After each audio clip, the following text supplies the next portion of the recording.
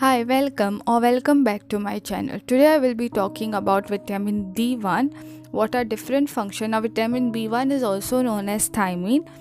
I'll discuss what are different functions of thiamine, what is recommended intake of thiamine, food sources, deficiency and excess of thiamine, and ways in which we can prevent this deficiency. So if that's something that interests you, then please keep on watching.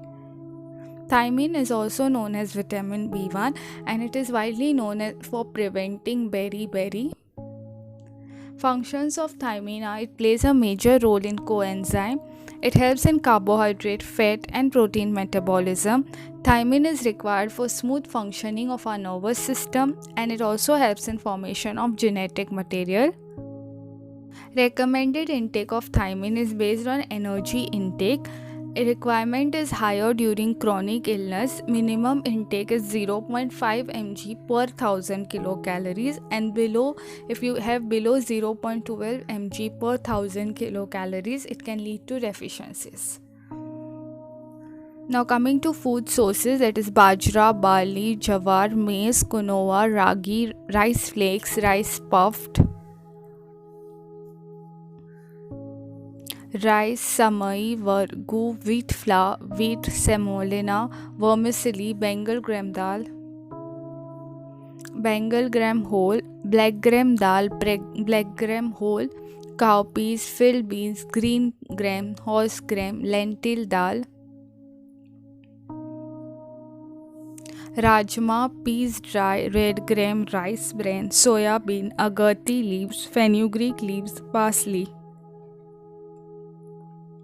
spinach, tamarind leaves, bean scarlets, capsicum, baby corn, peas fresh, apricot dry, custard apple, tamarind pulp, garlic, asafoetida, cardamom that are green, red chilies, cloves, coriander seeds, cumin seeds, fenugreek seeds, mace, poppy seeds, almonds, cashew nuts, garden cress seeds, gingerly seeds, ground nuts,